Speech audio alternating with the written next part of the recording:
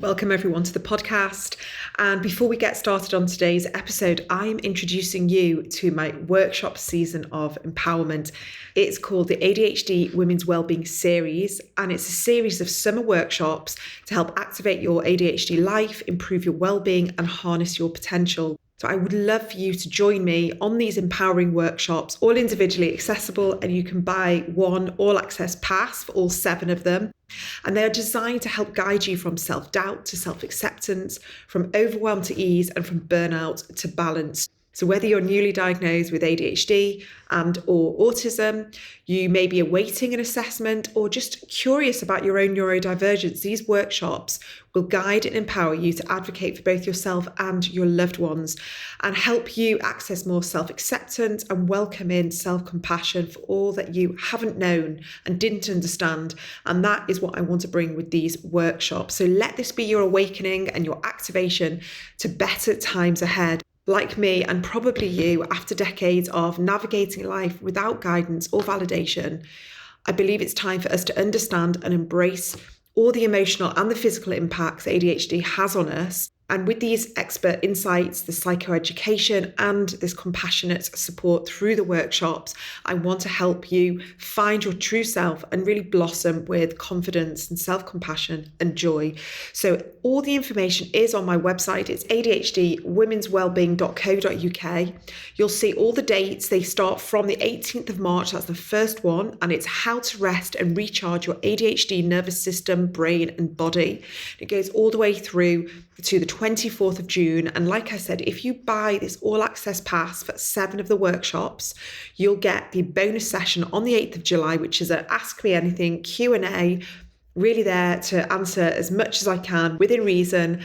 And I really hope that you will join me. So like I said, head to my website. It's adhdwomenswellbeing.co.uk, and you'll find all the information on the workshop topics and the dates. They're all going to be 1:30 p.m. on a Tuesday, UK time, and there will be recording. So even if you buy the all access pass and you want to watch them in your own time, that's fine. But if you watch them live, you will get access to being able to interact with others, but also myself on the question chat box.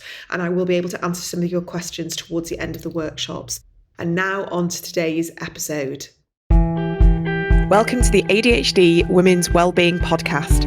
I'm Kate Moore-Youssef, and I'm a wellbeing and lifestyle coach, EFT practitioner, mum to 4 kids, and passionate about helping more women to understand and accept their amazing ADHD brains.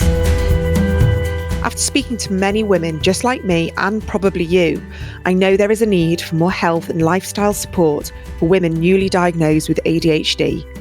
In these conversations, you'll learn from insightful guests, hear new findings, and discover powerful perspectives and lifestyle tools to enable you to live your most fulfilled, calm, and purposeful life wherever you are on your ADHD journey.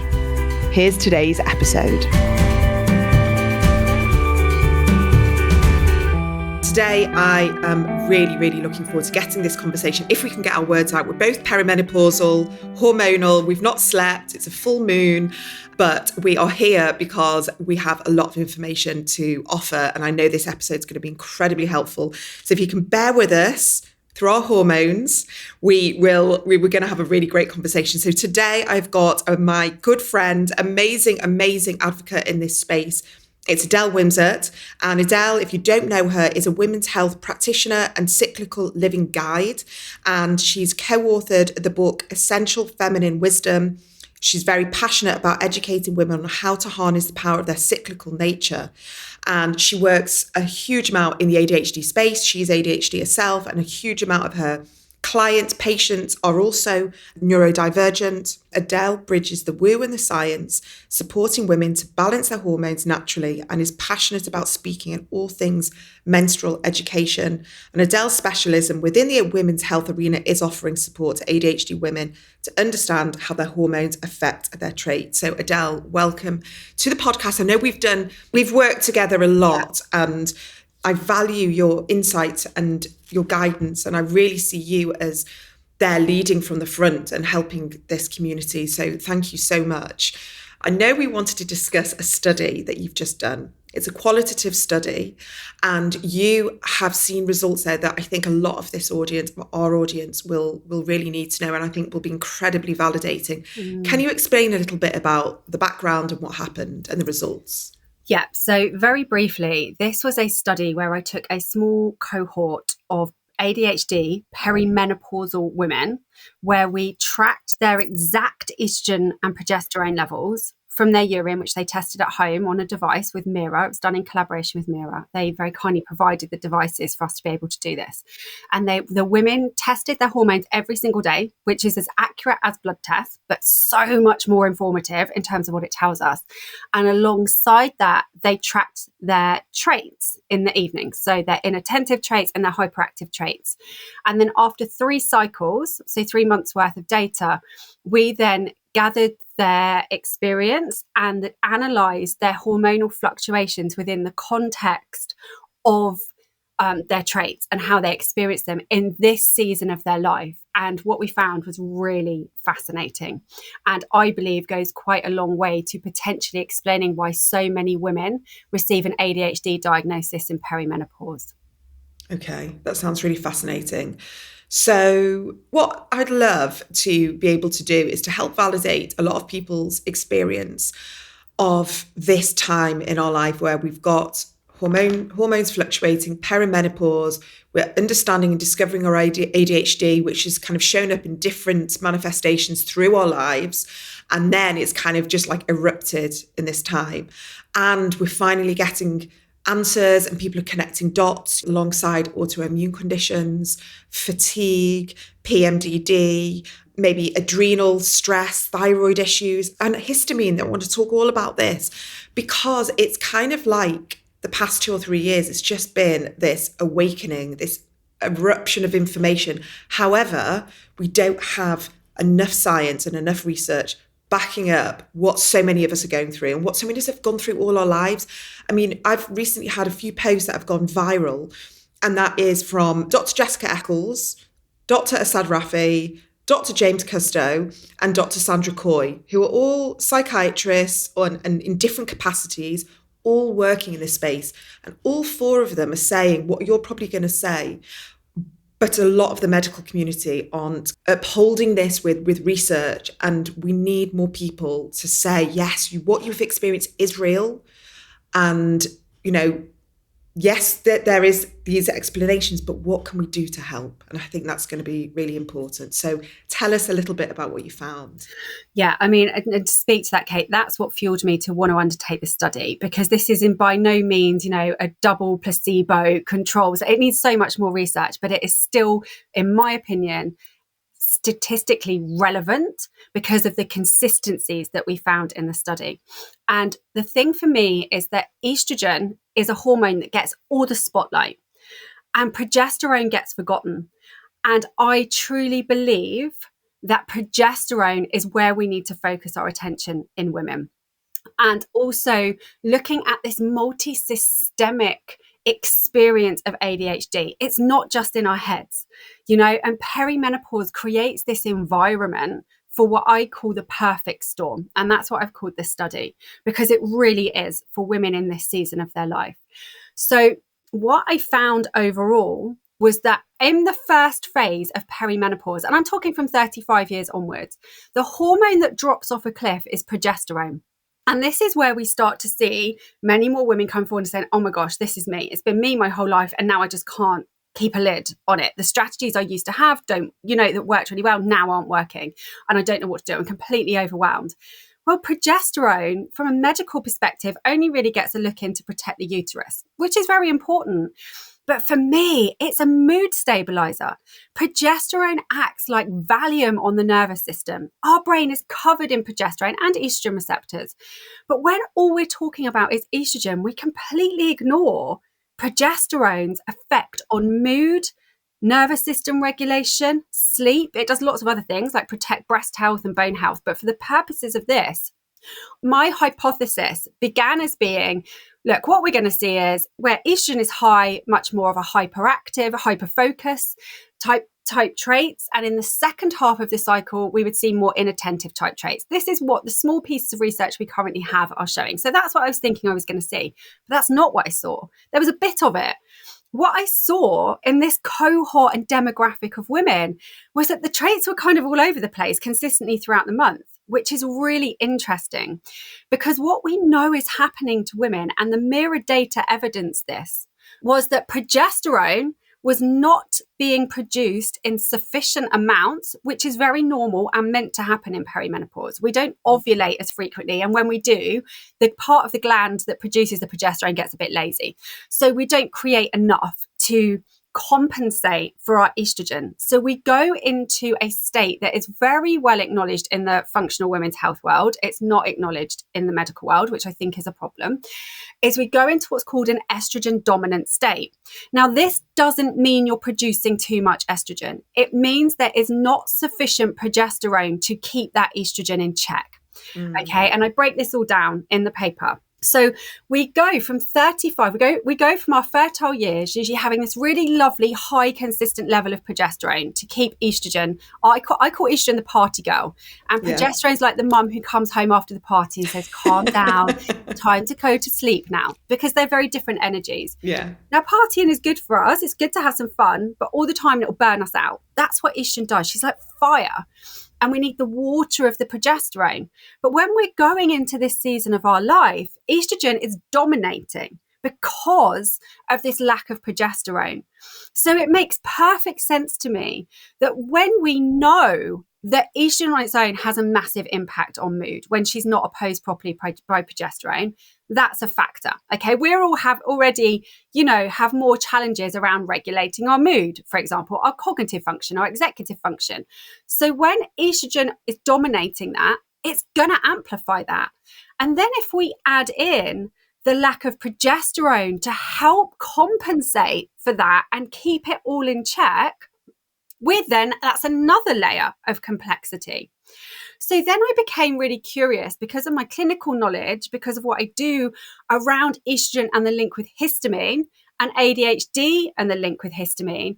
Towards the end of the study, I asked the participants, I sent some criteria around histamine, because we know that histamine issues become, across the general population of women, much more of an issue in perimenopause because progesterone declines, and progesterone is an antihistamine.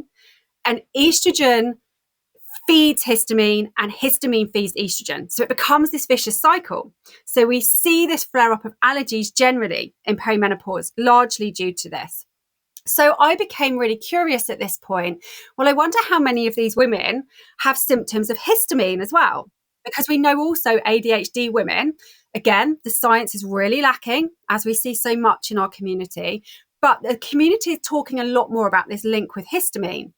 So it would make sense to me that as that progesterone was dropping off for these women and that estrogen was ruling the roost, there was bound to be a flare up of histamine type issues. Now, histamine isn't just about having hives and a runny nose. Histamine has a massive impact on mood, massive impact on joints, energy, digestive issues. So this was in no way a diagnostic process. It was out of curiosity towards the end of the study. And when I interviewed every one of the participants, they all had a significant number of histamine symptoms that would be indicative of, again, flaring up. So we're seeing this perfect storm: low progesterone, estrogen dominance, and potential histamine issues. So I sat back and said, well, no wonder we're seeing this massive flare up in perimenopause if this is a pattern that every single one of the participants, it was a small cohort, but every single one of them had this pattern to some degree. That's not to be ignored. And then the final piece of this puzzle, which was a bit more complex, was to look at what we call methylation. And this is how the liver processes hormones and neurotransmitters. And there is much more of a risk of methylation issues, whether that be genetic or lifestyle, in the ADHD community. Again, we need research on this, but it's curious to me that 2 of the women knew that they had an issue with this from a genetic perspective because of testing they'd already had done. And I believe this is something that requires deeper work, because if there's a methylation issue, it means our estrogen hangs around too long and it turns it into estrogens on steroids. And the same with histamine being able to process out of the body. So again, this other potential element of what, again, have said, the perfect storm: low progesterone, estrogen dominance, histamine issues, and potential methylation issues, meaning the estrogen hangs around too long and that further feeds the histamine. No wonder this becomes a really challenging time for us. Can I ask, so can you give us some examples of what estrogen dominance may look like? Yeah. So there are 5 different types. And again, everyone can download this for free from my website, and it's all included in there. I just want to make sure that I go through that in the way that I've detailed it in the paper so that there's consistency. So estrogen dominance has 5 different types of presentation, but we automatically think, oh, it's too much estrogen. That's not the case. So you can have high estrogen, but a normal average level of progesterone production, healthy looking progesterone production, but it's just not enough to keep on top of the amount of estrogen your body produces. So that's one type. The other type is the one that I saw most commonly in this study, is a normal estrogen, but low progesterone. So a normal level of estrogen, but again, just not enough progesterone to keep her in check. You can also have high levels of progesterone, high levels of estrogen. This is day 2 kicking in. High levels of estrogen and low progesterone, and low estrogen and very low or practically non-existent progesterone. So estrogen dominance doesn't mean too much estrogen. It usually, much more commonly, means there's not enough progesterone being produced in your body for your level of estrogen. Yeah, I understand. So it's this ratio. Yeah, so that's why in my head, I see progesterone as like the leveler. If you've got the amount of progesterone to help level the estrogen, yes, then things are okay. But it's when you've got like significantly lower progesterone, or you're just completely out of whack with the estrogen, the progesterone. I always see it, it's my analogy because I need visual analogies, is, you know, like a treble and a bass and an equalizer. And, you know, not that I've got any musical background, but you've always got to be sort of working with the treble and the bass to make sure that the bass isn't too high or the treble's overtaking. And that is the way I see it, is that according to whatever that music is, you've got to have that balance.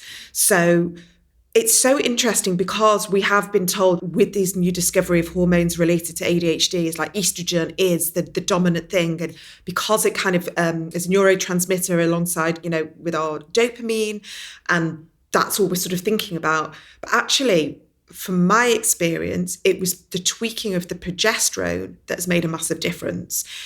I'm happy to share my story because I think it helps a lot of people, and then you can give your and because we've discussed it. I started perimenopause at 40, and a lot of people were like, that's far too young, that's far too young. But we now know that neurodivergent women start perimenopause early.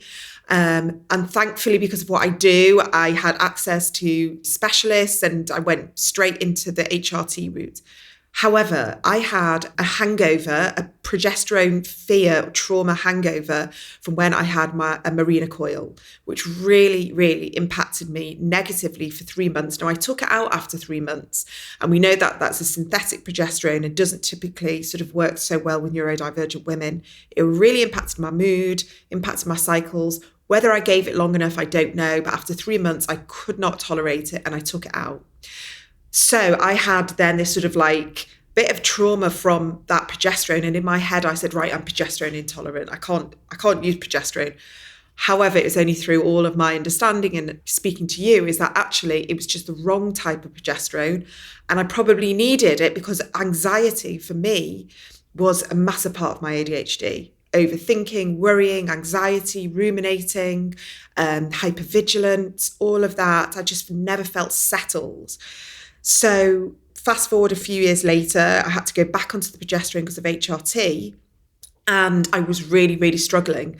Now, over time, we've been tweaking the progesterone. I took it vaginally, and then now I'm taking it orally. And I can happily say that on the whole, I'd say 85% of my cycle, I feel good. And I'm taking 200 milligrams of estrogen. Is that right? Yeah, each 200, yeah. So I'm taking I'm taking 400 progesterone every day. Brilliant. Throughout my cycle, I'm just taking that. And apart from, I would say, 1 or 2 days before my period where I do get more of a headache, and I probably around ovulation get sore breasts. But apart from that, I feel much more level-headed, calmer, sleeping better, and rational, I would say. I'm not dominated by anxiety. I feel, I would say, more level-headed. I'm obviously taking my estrogen. I would say, on the whole, it's pretty much sorted out a lot of my hormonal issues. Now, I just want to caveat that with external stressors. So I was explaining just off camera before that I really notice that if I've had a very stressful month, I see that in my cycle. I bleed heavier, there's more clots. And when I've had a pretty good month, things have gone well, no external stressors, I felt good, my cycle is really easy, not a huge bleed, and I just get through it and I don't get headachy. So there's a lot of information there, but I wanted to share that because I know that a lot of other women are going through this, and I get loads of messages asking me about progesterone. Obviously, I'm not an expert, but maybe you could reflect on this and help people who are kind of thinking, oh, that sounds similar to me. Okay, there is so much I want to say to this. You know how passionate I am about progesterone. Progesterone is my favourite molecule ever. I'm like the progesterone queen. I'm currently in the process of writing a booklet for people because it's so misunderstood, particularly with my neurodivergent women. You know, so many have had your experience, and I get so frustrated. I actually get angry at this terminology that prescribers use, but calling synthetic progestins in the marina, in the pill, in patches, progesterone. It's factually incorrect. They're different molecules. They do similar things for the uterus, but outside of that, they are not the same. And it creates this really so much misinformation that prescribers don't even generally realize the difference. The big pharma have done a really good job of making prescribers call them the same thing, and they're absolutely not. And once progesterone is in the right level in your body, it's a complete game changer for mood. A woman cannot regulate her nervous system or regulate her mood properly without progesterone, right? So why are we not talking about this for neurodivergent women? I truly believe if women had been involved in the evolution of medicine and understanding mental health, we would be treating it a lot more with body identical hormones and not a lot of the medications. But here we are, that's a conversation in itself. So let's be really clear, just as you said, synthetic progestins in the marina and those other contraceptives are not progesterone. So the molecule has changed. It's been manipulated in a lab.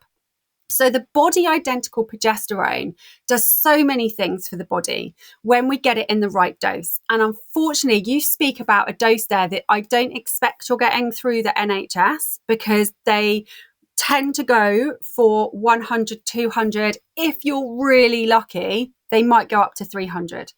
Now, the international leads on progesterone, so Carol Peterson, Dr. Phyllis Bronson, and you can download free webinars of these from my website to hear what they say on this. They tend to start their women on 300 to 400 and go up to 2,500. So that would be 25 each gestin. And that we've got this decades of experience of knowing how it can help bipolar, schizophrenia, anxiety, depression, insomnia, because of what progesterone does. So why is this not being used in this way? Honestly, I can't get my head around it, because so many women also have the experience that they get a low, very, very low dose of progesterone, say 100 or 200, and it actually really affects their mood. Okay, it makes them feel horrible. That's not usually the progesterone. It's usually what's happening is something called estrogen kickback. I mean, it's more complex than this, but what happens is progesterone fires up estrogen receptors. That's one of the things that it does. So you were talking about sore breasts at ovulation. Potentially, that could be because your estrogen has risen much higher, so there's more estrogen in the body, and that's why you're having that ratio imbalance at that point. Hypothetically, it could be more progesterone required maybe at that time to counterbalance it. But, you know, it's a very individual approach. It's always about getting this estrogen progesterone right. And what we see in clinic is with the women who have this experience of going, it makes me really low, suicidal ideation, it's really big impact putting in, and it feels like the progesterone, but it's very, very rarely the progesterone. Because the body produces progesterone all the time. The progesterone you get in HRT is no different to the molecule your body produces. And so if you were truly allergic almost and sensitive to the progesterone, you would have this reaction to your body's own production. What it usually is you need a much higher dose, and you need to make it much higher very quickly. That would be the approach these experts take, is we go in high and we up it very quickly, or we adapt the vehicle in which it goes into the body. Some women just don't get on with taking it orally because of how it breaks down in the upper GI tract. It might be you need it as a cream, and that can be really powerful. Once it goes into your skin, it's in every cell of your body within 20 seconds in its whole molecule, and then it gets broken down. So we've got to find what's right for you. We are complex women usually. We're not the type of women who can happily skip into a GP surgery, slap a patch on a bum and skip off into the sunset. It doesn't tend to work like that for us. We have to do this dance of getting it right for us. But honestly, when we get progesterone right, it changes women's lives. Yeah. I think what you said about mental health and progesterone, and I think the fact that we're only, again, just recognizing that is mental health a hormonal issue for women. I mean, it's not bloody rocket science. It's like, PMDD in neurodivergent women is much, much higher. I don't have the exact percentage, 10 but times. I know. 10 times higher. It's like a significant amount higher. And so what is that telling people? So neurodivergent women are suffering for half their lives, like you say, suicidal, deep, dark depression, anxiety, low mood. What's that doing to people's families, relationships, careers? And the fact that we are so stuck in this old mentality, like you're saying, those doctors, why? I mean, I get so angry about it. Why is this not filtering through to mainstream, GPs, where they are taking this more individualized approach or understanding or going through this training? I wanted to ask your opinion. I know, obviously, you're not a doctor, I'm not a doctor, but for me, it screams so kind of obvious. Postnatally, we know neurodivergent women are more prone to postnatal depression. We know there's a drop in hormones. Massively. Why are they being prescribed antidepressant, anti-anxiety medication when perhaps they may need HRT postnatally? Absolutely. Because of our old friend patriarchy, and also there is a lot of money to be made in women being prescribed psychiatric medication and synthetic progesterones. There is no money to be made in body identical progesterones and hormones, because you can't patent a molecule that is made in nature. And sadly, this is what I truly believe is preventing this. We have known for decades, since the 60s, that high doses of body identical progesterone treat PMDD very effectively. We have known that for a very long time. Why is that not filtering down to frontline practice? There is something going on as to why, Carol Peterson speaks about a war on progesterone. Because if women suddenly started taking this body identical progesterone that doesn't have the side effects in the correct doses, they slept beautifully, they managed their anxiety, panic attacks, mood regulation, there would be no need potentially for the majority of these medications. That's a lot. That's a billion-dollar industry. That has to be taken into consideration. That might sound really conspiracy theorist, but I cannot get my head around any other reason. And this is spoken about very openly in the women's health world, that this is a fact. Progesterone can change women's life when you are dealing with someone who understands how to prescribe it and how safe it is. It's so safe. Estrogen is not safe to keep pumping up and just take more estrogen, more estrogen. No, there's risk attached. That is not the case with progesterone. Progesterone is very safe, and yet it is not understood. It creates fear, it clogs up the NHS. There's so many problems that if women's hormones were properly dealt with, we wouldn't have women going to rheumatology. We wouldn't have women going to cardiology for palpitations. We wouldn't have mental health services at breaking point. If we were trained, prescribers were properly trained in the massive impact hormones have on every system in a woman's body, we could make women have such a better service. I mean, I know we've gone off at a tangent. No, because you're so passionate about it, and I truly believe this. People might not agree with me, but this is very much my belief, and from the rabbit holes that I have gone down for hours and hours, and the privilege of the incredible people I've had the opportunity to speak to who know their stuff when it comes to progesterone. Yeah, no, and likewise. And it's infuriating at best, and absolutely, like, I just can't get my head around why this is not being, more lives can be saved, more people can be helped, more better quality of life for something that is pretty simple to understand, to learn about. I'm not scientific at all, but if I can understand it, people can get trained, doctors can get trained here. And like you say, the impact, on all parts of our system, whether it's our adrenals, our heart health, thyroid, gut, obviously our mental health, our energy levels, our mood. What I don't understand is birth control, because from what I know, the research I've done, there's no body identical birth control out there. It's a synthetic progestin. So again, it's not, they will call it progesterone only. It's not progesterone, it's progestin. And it comes with side effects and risk, right? We were the generation, Kate, that happily skipped into the GP surgery. We were like, woo, I got my pill, I'm off into the sunset, off I go. No one was, I don't think it's any different now. No one's sitting down and talking the risks. So when I'm working with a woman, contraceptive is amazing. Look how much freedom it's given us. We can't be cross about it. I can be cross with the fact it's not body identical. I would much rather be having body identical hormones in my body if I had to go down that route than synthetic.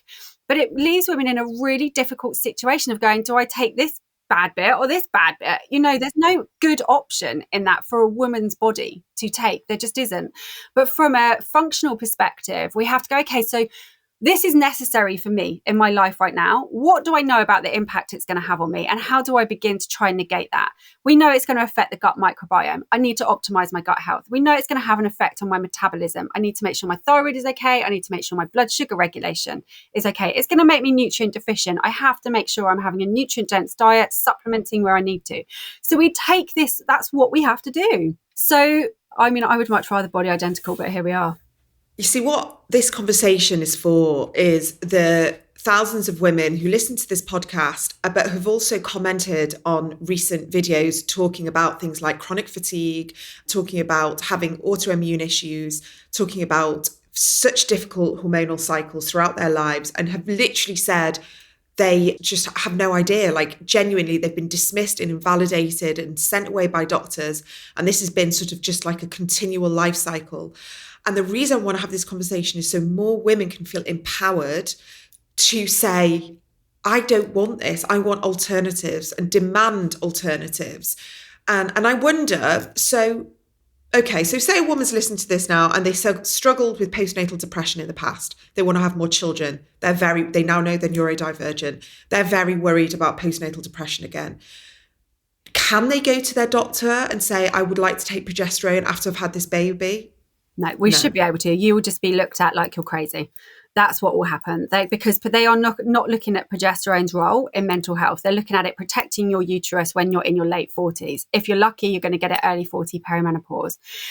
If you can find it's going to be private, and the cost around the class divide in managing women's health makes me really angry as well. God, I've got a lot of anger in this, haven't I? No, I'm super angry as well. But actually, if you can find a specialist prescriber, you may be able to look at that. But you are 100% not going to get that through normal routes because there's just not the training and understanding there. I believe if that was happening to my daughter and I knew the risks around postnatal, our estrogens can drop up to 1,000 times in 3 days after birth. And then we look at this woman and go, oh, she's a bit depressed. Well, no wonder. I've got nothing there sensitizing my dopamine and serotonin. Life was hard enough for me as a neurodivergent woman before being pregnant. We usually ride the high of that mega dose of progesterone, mega doses, much higher than we will ever reach in clinical trials. We never get to the dose of progesterone we have when we're pregnant, and the fetus has. So we know we cope really well in very high progesterone levels. Interesting. And then that drops off a cliff.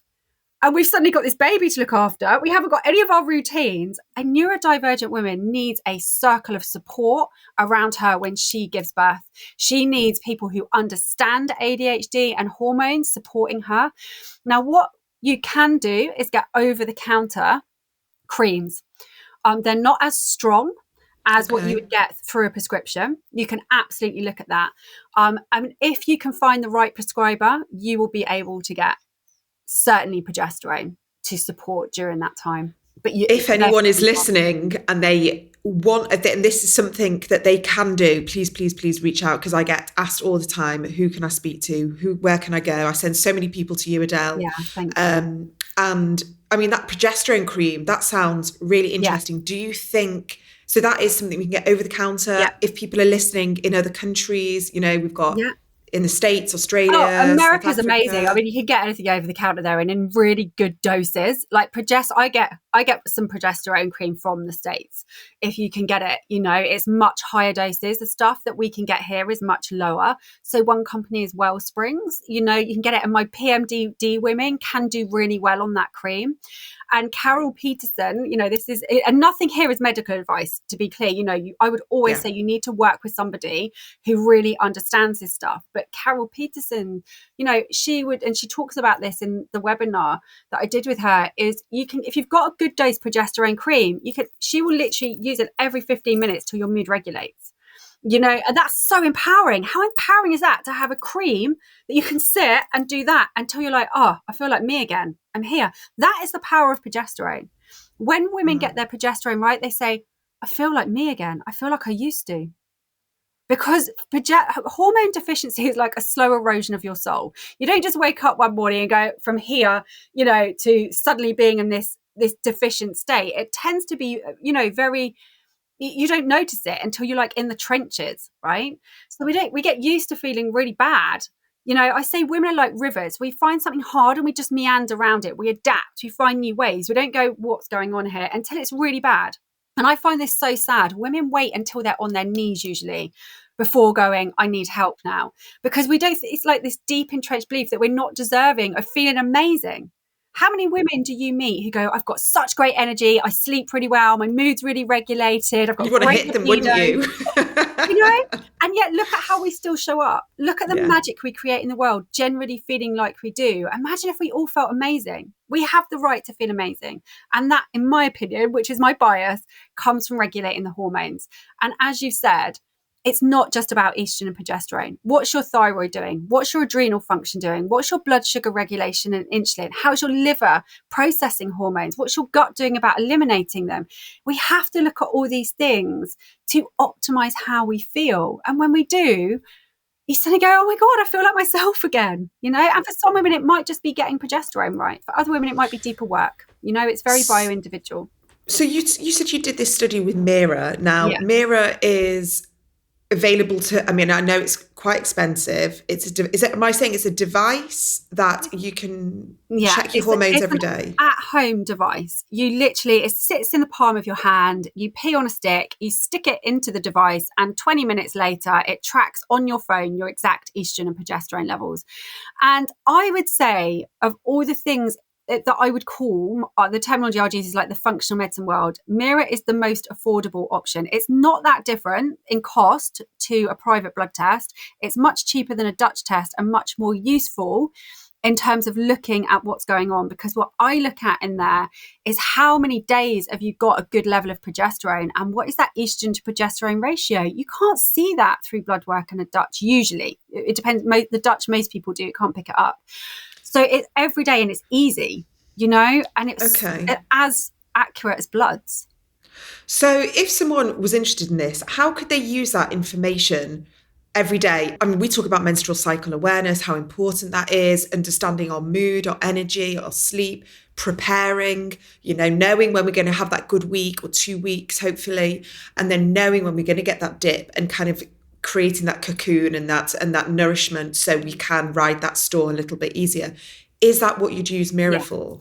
Yeah. So what I do in my clinic, and anyone who had a Mira through me, I teach them to track their traits or whatever symptoms they want to track alongside. So it's the same methodology we used in the study. And then you can analyze that together. You can go, oh my God, like my traits were through the roof that day, but look what happened to my estrogen and progesterone. That just in itself is so validating to go, I'm not crazy. Like these powerful biochemicals literally turned upside down in my day. And this is a pattern throughout my cycle. So I see this on day 21 for me. Day 21 is my psycho day. This is a day I do not want to be. I'm not fit for public consumption.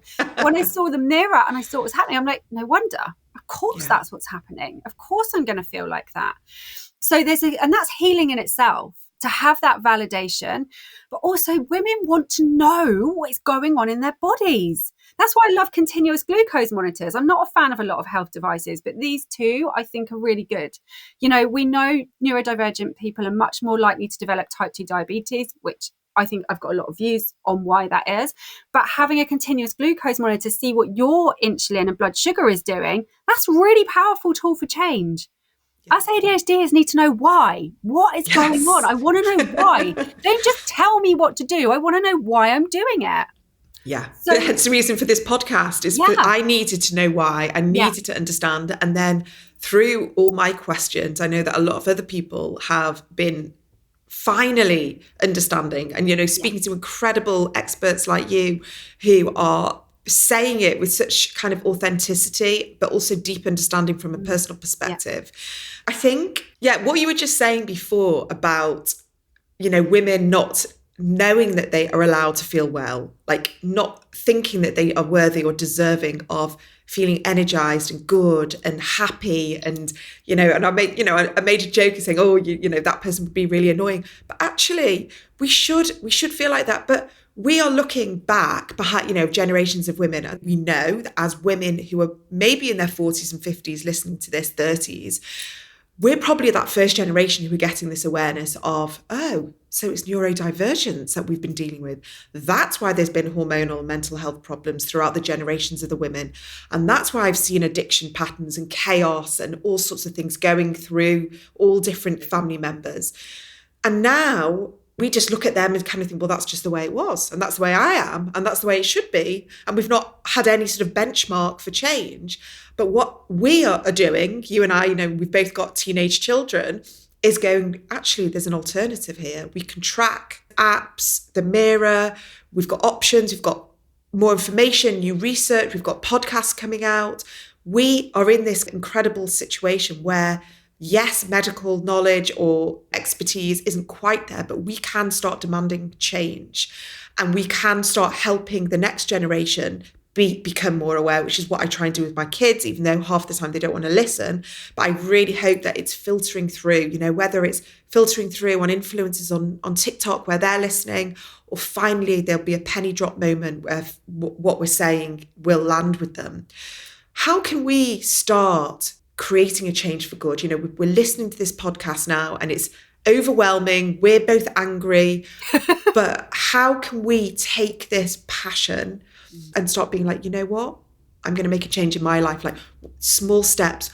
How can I ask for help? Where can I go? We've got this progesterone cream people can use. What would you suggest?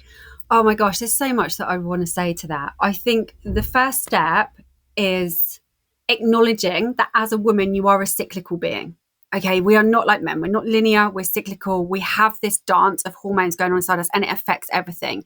And really, like, that is a fact. This isn't a woo-woo thing. And that in itself can be really validating. So I'm not meant to show up all the same every day.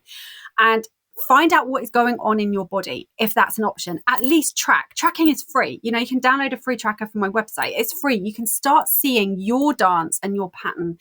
And I know this probably sounds really cheesy, but what really came to me as you were saying that, Kate, is we have to be the change we want to see.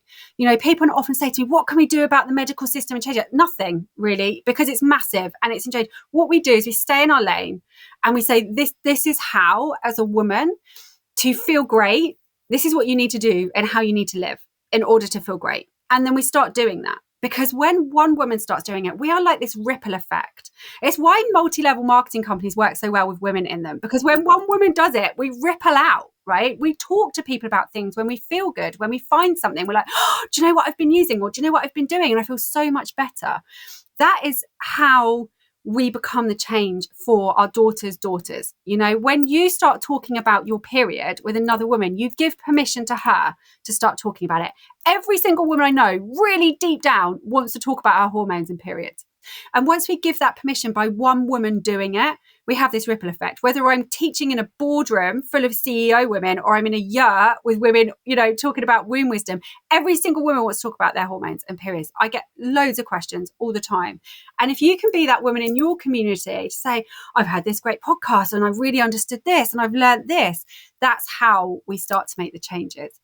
And for some women, you know, on a personal level, it's about getting up in the morning, making sure you have a glass of water.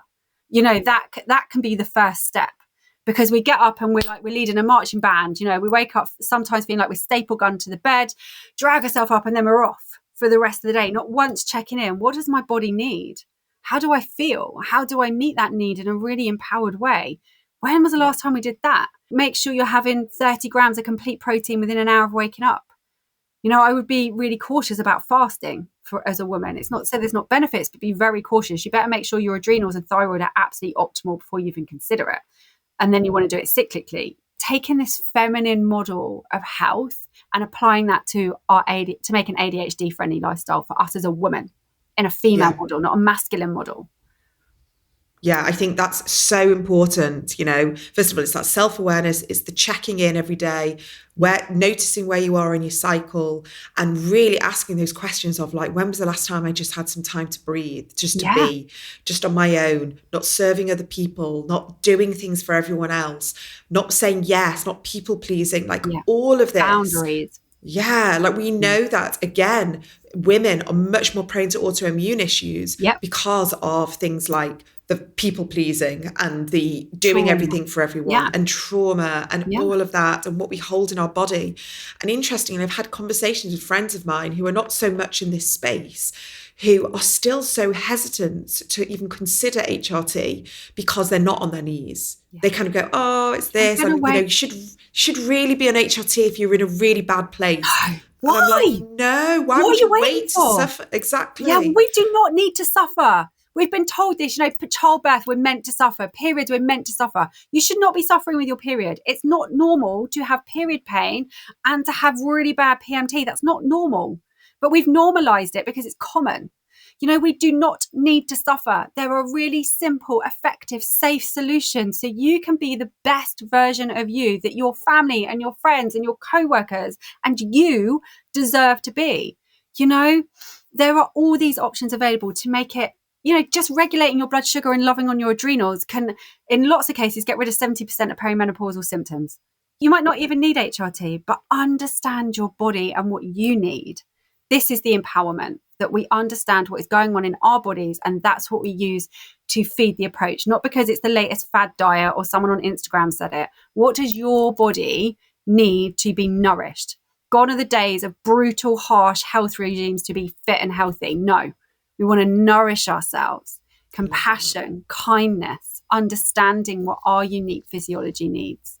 Yeah, absolutely. I mean, Adele, I adore you because of what you do and what you are doing to help the neurodivergent women's community is, you know, it's just beyond, because I come to you always because you know probably the most out of anyone that I speak to, and I speak to a huge amount of professionals.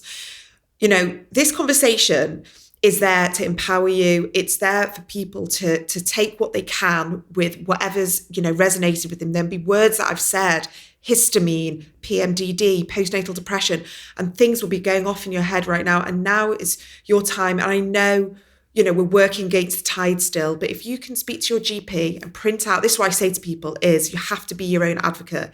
It's exhausting. We're already exhausted. We've been pushing and trying to knock down doors that keep slamming in our face. But if you can print out some new research, whatever you can, and then I don't know the protocol, but I know that if your GP is not doing what you want them to do, you can ask for another GP. You can go and speak to somebody else. I don't know if it's on your website as well, Kate, but we've got that letter that you can download for free to take to your GP if you're a neurodivergent woman who wants to access HRT. It's got links to research in there, so you don't have to do the advocacy. You can just say, please read this. because like you've said, Kate, it's exhausting. We feel like we're constantly pushing a rock up a mountain, and we just wanted to create something that could just make you go, oh, it's one less thing to do. You can print that off and you can take that. Yeah, I'm going to put that in the show notes. I'm going to put all your details in the show notes. People can contact you. How do you work so people know, like, have you got a huge waiting list? Like, what's the situation? Yeah, I've got about a 6 to 8 week waiting list usually. So that tends to be my wait. But you're very welcome to reach out to me. I've got a lot of resources on my website. I love to connect with people over Instagram. I'm usually over there ranting about something, and, I love the women in my community. I'm very accessible, but usually there is a few weeks wait to get into clinic. But we see change.